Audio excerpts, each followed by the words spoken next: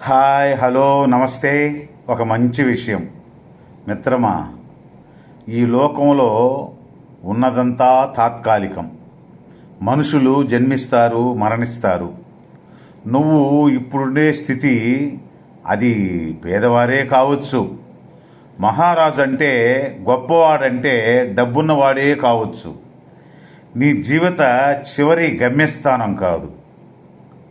అది మాత్రం గుర్తుంచుకుని బతుకు. ఒక ఆడపిల్ల అత్తవారింట్లో ఎలా బ్రతకాలో నేర్పవలసిన బాధ్యత ఆ పిల్ల తల్లిదండ్రులది మాత్రమే.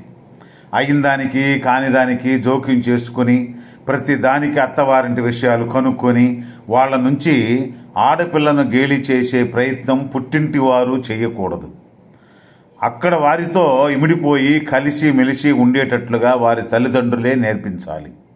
మిత్రమా, ఒక్క విషయం, మగవారికి బంగారం ధరించాలనే కోరిక అంతగా ఉండదు. ఎందుకో తెలుసా? వారికి వాళ్ళ మనసే బంగారం. ఇక బంగారంతో పనేముంది? అలాగే పొదుపు చేసేవాడు పేదవాడుగా బతుకుతూ ధనవంతుడవుతాడు.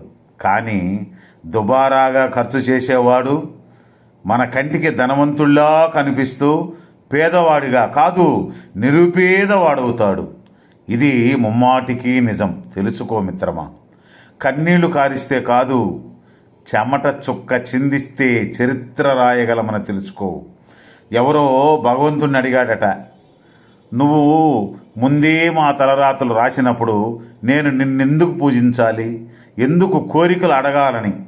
దానికి ఆ భగవంతుడు చిరునవ్వుతో, ఏమో కొన్ని కోరికలు నువ్వు అడిగితే ఇస్తామని కూడా వ్రాసి ఉన్నానేమో, అడిగి చూడు అని అన్నాడట.